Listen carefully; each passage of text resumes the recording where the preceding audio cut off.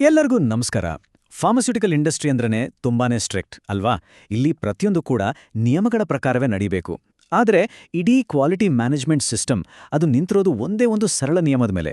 ಅದು ಎಲ್ಲೂ ಬರ್ದಿಲ್ಲ, ಆದ್ರೂ ಅದೇ ಎಲ್ಲಕ್ಕಿಂತ ಪವರ್ಫುಲ್. ಬನ್ನಿ, ಅದೇನುಂಟ ಇವತ್ತು ತಿಳ್ಕೊಳ್ಳೋಣ. ನೋಡಿ, ಸ್ಕ್ರೀನ್ ಮೇಲೆ ಇರೋ ಈ ಒಂದು ವಾಕ್ಯ, ಇದೇ ಆ ನಿಯಮ. ಬರೆಯದಿದ್ದರೆ ಅದನ್ನು ಮಾಡಿಲ್ಲ ಎಂದೇ ಪರಿಗಣಿಸಲಾಗುತ್ತದೆ. ಇದು ಇಡೀ ಸಿಸ್ಟಮ್ನ ಅಡಿಪಾಯ. ಇದರ ಬಗ್ಗೆ ಯಾವುದೇ ಚರ್ಚೆ, ಪ್ರಶ್ನೆಯಿಲ್ಲ. ಪ್ರತಿಯೊಂದು ರೆಗ್ಯುಲೇಟರಿ ಸಂಸ್ಥೆ ಕೂಡ ಇದನ್ನೇ ಫೈನಲ್ ಅಂತ ಒಪ್ಕೊಳ್ಳತ್ತೆ. ಸಿಂಪಲ್ ಆಗಿ ಹೇಳ್ಬೇಕು ಅಂದ್ರೆ, ಪೇಪರ್ ಮೇಲೆ ಏನಿದೆಯೋ ಅದು ಮಾತ್ರ ನಡೆದಿದೆ ಅಂತ ಅರ್ಥ. ಅಲ್ಲಿ ಏನಿಲ್ವೋ ಅದು ನಡೆದಿಲ್ಲ ಅಷ್ಟೇ. ಹಾಗಾದ್ರೆ ಡಾಕ್ಯುಮೆಂಟೇಷನ್ ಅಂದ್ರೆ ಏನು? ಅಯ್ಯೋ, ಇದು ಬರೀ ಪೇಪರ್ ವರ್ಕ್, ಬೋರಿಂಗ್ ಕೆಲಸ ಅಂತ ಅನ್ಕೊಂಡ್ರೆ ಅದು ತುಂಬಾನೇ ತಪ್ಪು. ಯಾಕಂದ್ರೆ ಇದು ಫಾರ್ಮಾ ಕ್ವಾಲಿಟಿ ಮ್ಯಾನೇಜ್ಮೆಂಟ್ ಸಿಸ್ಟಮ್ನ ಬೆನ್ನೆಲುಬು ಇದ್ದ ಹಾಗೆ. ಬೆನ್ನೆಲುಬು ಇಲ್ಲದೆ ಮನುಷ್ಯ ನಿಲ್ಲೋಕ್ಕಾಗಲ್ಲ ಅಲ್ವಾ? ಹಾಗೇನೆ ಡಾಕ್ಯುಮೆಂಟೇಷನ್ ಇಲ್ಲದೆ ಕ್ವಾಲಿಟಿ ಸಿಸ್ಟಮ್ ನಿಲ್ಲೋಕೆ ಸಾಧ್ಯನೇ ಇಲ್ಲ. ಹಾಗಿದ್ರೆ ಈ ಡಾಕ್ಯುಮೆಂಟೇಷನ್ ಮಾಡೋದ್ರ ಹಿಂದಿರೋ ಅಸಲಿ ಉದ್ದೇಶವಾದ್ರೂ ಏನು? ಯೋಚನೆ ಮಾಡಿ ನೋಡಿ. ಒಬ್ಬ ಎಕ್ಸ್ಪರ್ಟ್ ಇರ್ತಾರೆ, ಅವ್ರ ತಲೆಯಲ್ಲಿ ಅದೆಷ್ಟೋ ಜ್ಞಾನ, ಅನುಭವ ಇರುತ್ತೆ. ಅವ್ರು ನಾಳೆ ಕಂಪನಿ ಬಿಟ್ಟು ಹೋದ್ರೆ ಆ ಜ್ಞಾನನೂ ಅವ್ರ ಜೊತೆಗೆ ಹೋಗ್ಬಿಡುತ್ತೆ. ಅದಕ್ಕೆ ಡಾಕ್ಯುಮೆಂಟೇಷನ್ ಅನ್ನೋದು ಆ ಒಬ್ಬ ವ್ಯಕ್ತಿಯ ಜ್ಞಾನವನ್ನ ಇಡೀ ಸಂಸ್ಥೆಯ ಆಸ್ತಿಯಾಗಿ ಪರಿವರ್ತಿಸೋ ಪ್ರಕ್ರಿಯೆ. ಇದರ ದೊಡ್ಡ ಲಾಭ ಏನ್ ಗೊತ್ತಾ? ನಾಳೆ ಆ ಕೆಲಸವನ್ನ ಯಾರು ಬೇಕಾದ್ರೂ ಮಾಡ್ಬೋದು, ಯಾವಾಗ ಬೇಕಾದ್ರೂ ಮಾಡ್ಬೋದು. ಆದರೆ ಕ್ವಾಲಿಟಿ ಮಾತ್ರ ಒಂದೇ ರೀತಿ ಇರುತ್ತೆ, ಕನ್ಸಿಸ್ಟೆನ್ಸಿ ಬರುತ್ತೆ. ಸರಿ, ಈ ಫಿಲಾಸಫಿ ಎಲ್ಲ ಕೇಳೋಕೆ ಚೆನ್ನಾಗಿದೆ. ಆದರೆ ಇದನ್ನ ಪ್ರಾಕ್ಟಿಕಲ್ ಆಗಿ ಜಾರಿಗೆ ತರೋದು ಹೇಗೆ? ಅದಕ್ಕೆ ಅಂತಾನೆ ಕೆಲವು ನಿರ್ದಿಷ್ಟ ಡಾಕ್ಯುಮೆಂಟ್ಗಳನ್ನ ಬಳಸಲಾಗುತ್ತೆ. ಬನ್ನಿ, ಆ ಸಿಸ್ಟಮ್ ನಿಜವಾಗ್ಲೂ ಹೇಗೆ ಕೆಲಸ ಮಾಡುತ್ತೆ ಅಂತ ನೋಡೋಣ. ನೀವು ಯಾವುದೇ QMS ಡಾಕ್ಯುಮೆಂಟನ್ನು ತಗೊಳ್ಳಿ, ಅದರ ಕೆಲಸವನ್ನ ಈ 3 ಸರಳ ಪಾಯಿಂಟ್ಗಳಲ್ಲಿ ಹೇಳ್ಬಿಡ್ಬೋದು. ಮೊದಲನೇದು ಏನು ಮಾಡಬೇಕು ಅಂತ ಅದು ಸ್ಪಷ್ಟವಾಗಿ ಹೇಳುತ್ತೆ. ಎರಡನೇದು ಅದನ್ನ ಹೇಗೆ ಮಾಡಬೇಕು ಅಂತಾನೋ ವಿವರಿಸುತ್ತೆ. ಮತ್ತೆ ಮೂರನೇದು ಬಹುಶಃ ಎಲ್ಲಕ್ಕಿಂತ ಮುಖ್ಯವಾದದ್ದು, ಮಾಡಿದ ಕೆಲಸವನ್ನ ಹೇಗೆ ರೆಕಾರ್ಡ್ ಮಾಡಬೇಕು ಅಂತಾನೂ ತಿಳಿಸುತ್ತೆ. ಏನು, ಹೇಗೆ ಮತ್ತು ದಾಖಲೆ, ಇಷ್ಟೇ. ಉದಾಹರಣೆಗೆ, ನಾವೆಲ್ಲ ಪ್ರತಿದಿನ ಬಳಸುವ SOPಗಳು ಅಂದ್ರೆ ಸ್ಟ್ಯಾಂಡರ್ಡ್ ಆಪರೇಟಿಂಗ್ ಪ್ರೊಸೀಜರ್ಗಳು, ಅಥವಾ ಲಾಗ್ಬುಕ್ಗಳು, ಬ್ಯಾಚ್ ಮ್ಯಾನುಫ್ಯಾಕ್ಚರಿಂಗ್ ರೆಕಾರ್ಡ್ಸ್, ಇವೆಲ್ಲ ಡಾಕ್ಯುಮೆಂಟ್ಗಳು ಮಾಡೋದು ಇದೇ ಕೆಲಸವನ್ನ. ಪ್ರತಿಯೊಂದೂ ಕೂಡ ಆ 3 ಮೂಲಭೂತ ಪ್ರಶ್ನೆಗಳಿಗೆ ಏನ್ ಮಾಡಬೇಕು, ಹೇಗೆ ಮಾಡಬೇಕು ಮತ್ತು ಅದನ್ನು ಹೇಗೆ ದಾಖಲಿಸಬೇಕು ಅನ್ನೋದಕ್ಕೆ ಉತ್ತರ ಕೊಡುತ್ತೆ. ಈಗ ಒಂದು ಬಹಳ ಮುಖ್ಯವಾದ ವಿಷಯಕ್ಕೆ ಬರೋಣ. ಡಾಕ್ಯುಮೆಂಟೇಷನ್ನ ಸರಿಯಾಗಿ ಮಾಡಿದ್ರೆ ಏನ್ ಲಾಭ? ಒಂದು ವೇಳೆ ಸಣ್ಣ ತಪ್ಪು ಮಾಡಿದ್ರೆ ಎಂಥ ಸಮಸ್ಯೆ ಆಗಬಹುದು? ಈ ಎರಡನ್ನೂ ಹೋಲಿಸಿ ನೋಡ್ದಾಗದಾನೆ ಇದರ ನಿಜವಾದ ಬೆಲೆ ನಮಗೆ ಅರ್ಥ ಆಗೋದು.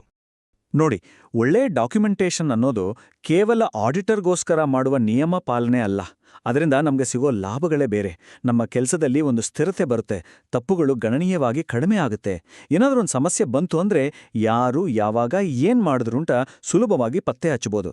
ಎಲ್ಲಕ್ಕಿಂತ ಮುಖ್ಯವಾಗಿ, ಯಾವುದೇ ಆಡಿಟ್ ಬಂದಾಗ್ಲೂ ನಾವು ಧೈರ್ಯವಾಗಿ ಆತ್ಮವಿಶ್ವಾಸದಿಂದ ಎದುರಿಸ್ಬೋದು. ಆದರೆ ನಾವೆಲ್ಲರೂ ಮಾಡೋ ಕೆಲವು ಸಾಮಾನ್ಯ ತಪ್ಪುಗಳಿವೆ. ಮತ್ತು ಆಶ್ಚರ್ಯ ಅಂದ್ರೆ, ದೊಡ್ಡ ದೊಡ್ಡ ಆಡಿಟ್ ಫೇಲಿಯರ್ಗಳಿಗೆ ಕಾರಣ ಆಗೋದು ಇಂತಹ ಸಣ್ಣ ಪುಟ್ಟ ತಪ್ಪುಗಳೇ. ಸರಿಯಾದ ಸಮಯಕ್ಕೆ ಡೇಟಾ ಎಂಟ್ರಿ ಮಾಡೋದು ಮರ್ತೋಗೋದು, ಆಮೇಲೆ ನೆನ್ಪಾದಾಗ ಹಿಂದಿನ ಡೇಟ್ ಹಾಕೋದು, ಏನಾದರೂ ತಪ್ಪಾದ್ರೆ ಅದನ್ನ ಗೀಚ್ ಬರೆಯೋದು, ಅಪೂರ್ಣವಾಗಿ ರೆಕಾರ್ಡ್ಸ್ ಬಿಡೋದು. ಇವೆಲ್ಲ ನೋಡೋಕೆ ಚಿಕ್ಕ ತಪ್ಪುಗಳ ಥರ ಕಾಣಿಸಬಹುದು, ಆದರೆ ಇವುಗಳಿಂದಾಗೋ ಪರಿಣಾಮ ಮಾತ್ರ ತುಂಬಾನೇ ಗಂಭೀರ. ಸರಿ, ಇಲ್ಲಿವರೆಗೂ ನಾವು ಡಾಕ್ಯುಮೆಂಟೇಷನ್ ಹೇಗೆ ಮಾಡಬೇಕು ಅನ್ನೋದ್ರ ಬಗ್ಗೆ ಮಾತಾಡಿದ್ವಿ. ಈಗ ಬಹುಶಃ ಎಲ್ಲಕ್ಕಿಂತ ಮುಖ್ಯವಾದ ಪ್ರಶ್ನೆಗೆ ಬರೋಣ, ಯಾಕೆ? ಇದರ ಹಿಂದಿರೋ ನಿಜವಾದ ದೊಡ್ಡ ಉದ್ದೇಶ ಏನು? ಯಾಕಂದ್ರೆ ಡಾಕ್ಯುಮೆಂಟೇಷನ್ ಅನ್ನೋದು ಕೇವಲ ಒಂದು ಪ್ರಾಸೆಸ್ ಅಲ್ಲ, ಅದೊಂದು ಕಮಿಟ್ಮೆಂಟ್. ಇಲ್ಲಿರೋ ಒಂದು ಸತ್ಯವನ್ನ ನಾವೆಲ್ಲರೂ ಅರ್ಥ ಮಾಡ್ಕೋಬೇಕು. ಡಾಕ್ಯುಮೆಂಟೇಷನ್ ಮಾಡೋದು ಹೊರಗಿನ ಆಡಿಟರ್ಗಳನ್ನ ಇಂಪ್ರೆಸ್ ಮಾಡ್ಲಿಕ್ಕಲ್ಲ. ಅದರ ನಿಜವಾದ ಆಡಿಯನ್ಸ್ ಅಥವಾ ನಿಜವಾದ ಉಪಯೋಗ ಇರೋದು ನಮಗೆ. ನಮ್ಮ ಸಿಸ್ಟಮ್ ಒಳಗೆ ಪಾರದರ್ಶಕತೆ ಅಂದ್ರೆ ಟ್ರೇಸಬಿಲಿಟಿ ಮತ್ತು ನಂಬಿಕೆಯನ್ನ ಕಟ್ಟೋದೇ ಇದರ ಗುರಿ. ಇದು ಬೇರೆಯವ್ರಿಗೋಸ್ಕರ ಅಲ್ಲ, ಇದು ನಮಗೋಸ್ಕರ, ನಮ್ಮನ್ನ ನಾವೇ ರಕ್ಷಿಸ್ಕೊಳ್ಳೋಕೆ ಕಟ್ಕೊಂಡಿರೋ ಒಂದು ಕೋಟೆ. ಹಾಗಾದ್ರೆ ನಮ್ಮ ಡಾಕ್ಯುಮೆಂಟೇಷನ್ ಸಿಸ್ಟಮ್ ಎಷ್ಟು ಚೆನ್ನಾಗಿದೆ ಅಂತ ಅಳೆಯೋದು ಹೇಗೆ? ಅದಕ್ಕೊಂದು ಸಿಂಪಲ್ ಟೆಸ್ಟ್ ಇದೆ. ಯಾವುದಾದ್ರೂ ಒಂದು ಬ್ಯಾಚ್ ಅಥವಾ ಪ್ರಾಸೆಸ್ನ ಫೈಲ್ ತಗೊಳ್ಳಿ. ಅಲ್ಲಿ ಕೆಲಸ ಮಾಡಿದ ಒಬ್ಬ ವ್ಯಕ್ತಿಯನ್ನು ಮಾತನಾಡಿಸದೆ ಕೇವಲ ಆ ಡಾಕ್ಯುಮೆಂಟ್ಸ್ ನೋಡಿ ಅದರ ಸಂಪೂರ್ಣ ಕಥೆಯನ್ನ, ಅಂದ್ರೆ ಶುರುವಿನಿಂದ ಕೊನೆವರೆಗೂ ಏನಾಯ್ತು ಅಂತ ಅರ್ಥ ಮಾಡ್ಕೊಡೋಕೆ ಸಾಧ್ಯ ಆದ್ರೆ ಆಗ ನಿಮ್ಮ ಸಿಸ್ಟಮ್ ಪರ್ಫೆಕ್ಟ್ ಆಗಿದೆ ಅಂತ ಅರ್ಥ. ಒಂದು ವಿಷಯ ತುಂಬಾನೇ ಸ್ಪಷ್ಟವಾಗಿರ್ಲಿ, ಡಾಕ್ಯುಮೆಂಟೇಷನ್ ಇಲ್ದೆಯೂ ಒಳ್ಳೆ ಕ್ವಾಲಿಟಿಯ ಪ್ರಾಡಕ್ಟ್ ತಯಾರಿಸ್ಬೋದು, ಅದರಲ್ಲಿ ಅನುಮಾನ ಇಲ್ಲ. ಆದರೆ ಇಲ್ಲಿರೋ ಒಂದು ಸೂಕ್ಷ್ಮವನ್ನ ಗಮನಿಸಿ. ಡಾಕ್ಯುಮೆಂಟೇಷನ್ ಇಲ್ಲದೆ ಆ ಕ್ವಾಲಿಟಿಯನ್ನ ಜಗತ್ತಿನ ಮುಂದೆ ಸಾಬೀತುಪಡಿಸೋಕೆ ಸಾಧ್ಯವೇ ಇಲ್ಲ. ನೆನಪಿಡಿ, ಫಾರ್ಮಾ ಜಗತ್ತಿನಲ್ಲೇ ಸಾಬೀತುಪಡಿಸಲು ಆಗದ ಗುಣಮಟ್ಟಕ್ಕೆ ಒಂದು ಕವಡೆ ಕಾಸಿನ ಕಿಮ್ಮತ್ತು ಇರೋದಿಲ್ಲ. ಹಾಗಾಗಿ ಈ ಚರ್ಚೆಯ ಕೊನೆಯಲ್ಲಿ ನಾವೆಲ್ಲರೂ ನಮ್ಮನ್ನು ನಾವೇ ಕೇಳ್ಕೊಳ್ಬೇಕಾದ ಒಂದು ಪ್ರಶ್ನೆ ಇದೆ.